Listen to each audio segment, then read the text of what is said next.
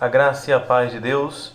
Eu sou o professor Michael Douglas e neste nosso momento eu vou trazer um pouco de luz à ideia de patrística e trazer também a teoria do seu principal representante, Santo Agostinho de Hipona. Contextualizando, a ideia da patrística como a primeira parte da filosofia cristã dentro da Idade Média, porque terá outra, a escolástica, ela tem como principal característica pensar a justificação da fé cristã. Diante daquela discussão de padres apologistas e padres da igreja, urge a necessidade de pensar que filosofia vamos usar para justificar a fé. E é nesse momento que se pega de Platão, de Aristóteles, das escolas helenísticas, e se tem aqui um primeiro momento com grandes homens chamados padres da igreja, que vem inclusive, que dão origem inclusive ao nome deste período, patrística, que vem de pater, pais, em referência a esses padres da igreja. Orígenes, Justino, o Santo Agostinho de Hipona. Então, este período é marcado por essa busca da justificação, a tentativa de cristianização da filosofia de Platão. E nós temos aqui como ícone desse período Santo Agostinho, a quem agora, nesse momento, eu vou discorrer suas teorias. Inicialmente, nós temos que falar um pouco da vida deste grande homem, conhecido como doutor da igreja. Agostinho, que nasce em 354, é filho de Patrício e Mônica. Patrício, um trabalhador de hábitos bem rudes, e uma cristã fervorosa. O pai dele, alcoólatra, mesmo assim sonhava em mandar o filho para uma instituição que o fizesse ser uma pessoa melhor, se tornar professor. Então ele, com a ajuda de um amigo, manda Agostinho para a cidade de Catargo. Lá em Catargo ele estuda filosofia, literatura e retórica. E nesse momento, cada vez mais distante da mãe e da própria língua grega, porque ele nunca foi bem em grego, ele começa a desdenhar o cristianismo. Desdenhando o cristianismo, ele envereda por formas de vidas presentes naquele momento, e eu vou elencar as 3 grandes maneiras como Agostinho viveu o seu período antes de ser cristão. A primeira forma de vida que nós encontramos ali é o maniqueísmo, fundado por um persa chamado Mani, que diz ter criado e pensado na verdadeira essência do cristianismo, que consiste em dizer que a realidade é constituída por 2 forças de igual intensidade, o bem e o mal. Toda a realidade, inclusive nós, não, é como se nós tivéssemos 2 almas, uma boa, uma má, e desta forma isso impede que nós tenhamos um livre-arbítrio, porque tudo é a decisão diante daquela guerra que existe entre os 2. Agostinho não tolera muito essa ideia por muito tempo e decide sair, já se inquietando. Nós podemos pensar a vida de Agostinho uma inquietação completa. Ele dizia que não encontrava aquilo que ele procurava. Ele buscava e não encontrava. Então ele mergulha dentro do ceticismo, agora vivido na academia platônica. Um ceticismo que não acreditava em verdades absolutas, que não aceitava a ideia de verdades universais e que não admitia que o homem pudesse alcançar tal verdade. Resultado, Agostinho, que sentia dentro dele uma inquietude tamanha por algo que ele não sabia o que era, também não se enquadra dentro do ceticismo. Aí nós pulamos para a terceira forma de vida que Agostinho viveu, que foi o neoplatonismo, que tem como principal representante o Plotino. Plotino, cristão, tenta fazer esse vínculo da filosofia de Platão ao cristianismo, a partir da ideia de uno, de um ser único, pleno, de onde sai a inteligência e a alma que buscam o corpo, e dentro desse movimento da própria existência, o ser humano vai tentando voltar àquilo daquele lugar de onde ele veio. Esta ideia para Platão era a plena ideia da saída do inteligível do sensível para o inteligível. Para Plotino, é a busca deste corpo e dessa alma, aquela energia primeira de onde tudo veio. Diante dessa ideia, desta coligação de teorias de Platão com o cristianismo, Agostinho começa a se perceber dentro de uma lógica cristã novamente, só que dessa vez ele não está chamando os seguidores do cristianismo de tolos, como ele costumava fazer, de ignorantes. Ele via uma certa lógica nas palavras de Plotino. E lendo o livro Hortêncio, as palavras de um filósofo Cícero vão chamar a atenção, porque para ele a filosofia tem como objetivo maior levar à felicidade. E é nesse contexto que ele, vendo a justificativa cristã de Deus como a felicidade, essa que nós humanos buscamos, ele começa a adentrar neste processo de conversão. Então, aos 32 anos, ele se converte com várias histórias sobrenaturais. A mais comum é do menino que ele escuta falando na casa dele, toma e lê. E diante de tantas motivações, ele se converte, deixa o emprego dele de professor lá em Catargo e se reclusa junto com sua mãe e o seu filho. Sim, Agostinho tinha uma vida bem boêmia. Então ele teve uma relação fora dos padrões da época, que era alguém de uma classe diferente da dele. Quando ele se converteu, ele trouxe o menino Adeodato para junto de si e ficou com sua mãe. Foi introduzido na comunidade cristã justamente na Páscoa, que é o dia mais importante para todo cristão. E ele se tornou um grande defensor do cristianismo. Um dia, viajando para Hipona, a cidade de Hipona olhou para ele, reconheceu aquelas grandes palavras que ele proferia em nome do cristianismo e, contra a vontade dele, o nomearam padre. Com o tempo passando, ele se tornou bispo. Aí ele funda ali o seu mosteiro, vive a vida cristã desde a ideia dos grandes primórdios, né? Aquela unidade, aquela simplicidade, e se torna este homem que nós estudamos para o Enem e que constitui as bases iniciais da igreja cristã. Agostinho de Hipona, ele vai começar sua filosofia, então, discorrendo a partir de algumas teorias que eu gostaria de elencar aqui para vocês. A primeira grande preocupação de Agostinho é possível associar filosofia à fé. A filosofia vai se tornar escrava da teologia. A razão, ela vai servir-se à fé. A razão vai justificar a fé. Então, nesse desenvolvimento de Agostinho, a busca da felicidade é justamente nessa possibilidade da razão fazer a minha fé crescer. E crescendo racionalmente, a minha fé me levará a esta felicidade que é Deus. Esta ideia de Agostinho, tão latente, se desenvolve também a partir de outras teorias. A sua antropologia, a teoria da graça divina, a ideia do tempo e a teoria da iluminação. Vamos começar com a teoria da iluminação.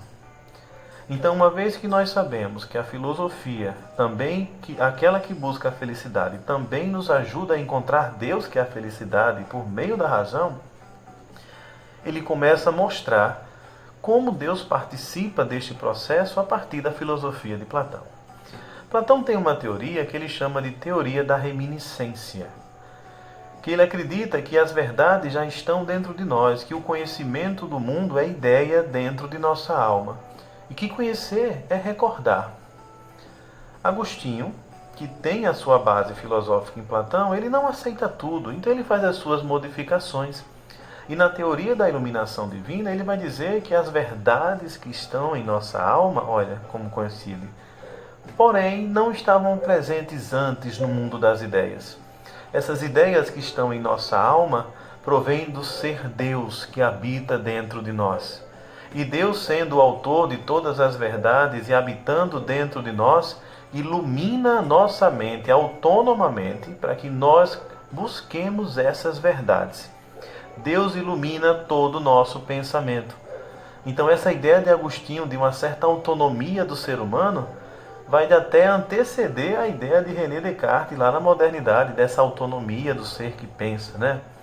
O pensamento, a razão, vai justificar Agostinho de Hipona, sendo iluminado por Deus, é capaz de encontrar as verdades eternas. teoria da iluminação. Uma outra teoria é a teoria da antropologia agostiniana. Vamos pensar aqui no corpo e na alma em Santo Agostinho. Platão vai dizer que o corpo é uma prisão, é mau, é corruptível e que a alma espera o dia ansiosa de voltar para o mundo inteligível. Agostinho vai dizer: o meu corpo não gera erro. O meu corpo faz parte de uma realidade e minha alma faz parte de outra. O meu corpo está dentro de uma dimensão material, onde as coisas são corruptíveis, e a minha alma está dentro de uma realidade onde as coisas são inteligíveis e eternas. Não é que o corpo erra. O corpo tem um conhecimento limitado, que muda, que morre. A alma não. Ela tem um conhecimento divino, eterno, vindo da própria mente de Deus.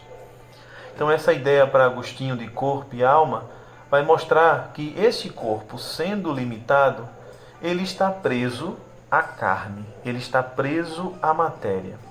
Por isso Agostinho tem uma ideia de que o homem em si não é bom. O homem em si, ele tende ao pecado original de Adão e Eva.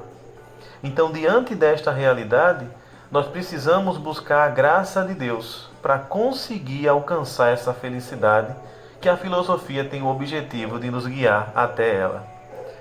Então, a partir dessa ideia, nós temos que entender que para Agostinho, o corpo, conhecedor limitado, fonte das vontades, não se justifica por si só. Então, o que é que significa isso? Eu posso confiar nas minhas vontades? Diz Agostinho, não. As nossas vontades, elas sempre nos levarão ao pecado. É preciso, então, desta graça de Deus em nossa vida, para que nós possamos chegar à nossa finalidade. É nesse contexto que ele vai usar a lógica da cidade de Deus e a cidade dos homens. Neste livro, A Cidade de Deus, ele deixa bem claro: existe uma primeira terra, a cidade dos homens, onde existe somente pecado, inveja, discórdia.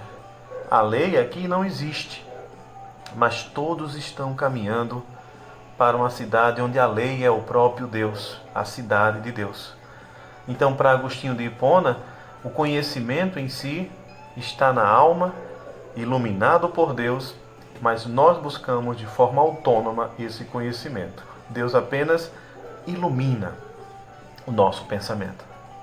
Uma outra teoria, e é inclusive a teoria que mais gerou polêmica em Santo Agostinho, é a teoria da graça divina. De onde vem a nossa salvação? Do nosso esforço ou da escolha de Deus? A teoria da predestinação. Agostinho vai defender e vai dizer que é das duas coisas. Da época dele, um outro filósofo, um outro padre, vai discordar de Agostinho e disse que a salvação de Deus vem apenas do esforço pessoal. Quem se esforçar é aquele que vai merecer a graça de Deus. Agostinho luta contra ele junto com toda a igreja, dizendo que isso é uma heresia. Mais tarde, Calvino vai usar da mesma permissividade e vai dizer de forma contrária: não são as obras que salvam o homem, é apenas a escolha de Deus. E nós percebemos um problema aqui. Na primeira teoria de Pelágio, nós percebemos que a graça de Deus está submetida à ação do homem. E na teoria de Calvino, nós percebemos que alguém que por mais esforço que faça, se não foi escolhido, não merece a graça de Deus. É um assunto complexo que a igreja tenta aos poucos ir tentando resolver, buscando soluções. Já há documentos que vocês podem acessar se houver o interesse. Outra teoria bem importante em Santo Agostinho de Hipona é a ideia do tempo. O tempo em Santo Agostinho, é a primeira coisa que ele vai dizer, não pode ser pensado como nós pensamos, porque o tempo é criatura. O tempo sendo criatura, ele não pode estar no mesmo patamar do que aquilo que é Deus. Então Deus que cria o tempo faz o tempo inferior a ele. É a primeira justificativa de Deus estar fora do tempo, de Deus ser atemporal. Deus é um ser criador de todas as coisas, inclusive do tempo. Aí a questão é, Deus quando cria o tempo, ele cria exatamente o quê? Agostinho diz, o presente. Mas ele cria somente o presente que pode ser pensado a partir de 3 dimensões. Então Agostinho não concorda com a ideia de que existe um passado, um presente e um futuro. O que existe é um presente dos fatos passados, um presente dos fatos presentes e um presente dos fatos futuros. A justificativa dele é simples e muito interessante. O passado já passou, é memória. O presente é visão, mas se perde no mesmo momento que acontece. E o futuro ainda não aconteceu, é expectativa. Deus é eterno, eterno presente. E ele cria o tempo diante do presente. Diz Agostinho, se nós aceitamos esses 3 momentos do tempo presente, aí sim eu compreendo o tempo. Mas dizer que o futuro e o passado existem, não é possível. Então, a partir dessa ideia de tempo, que ele dedica muito da sua obra grandiosa, esta eternidade que é Deus, justifica este presente do ser humano, este dado. Repetindo e concluindo, o passado é memória, já existiu. O futuro é expectativa, irá existir. O presente é dom, o presente é dádiva, o presente é visão. E no momento que acontece, já se torna passado. E assim é a vida humana, um sopro. Obrigado, então. Até as próximas vezes. Aquele que é Deus possa abençoar cada um de vocês.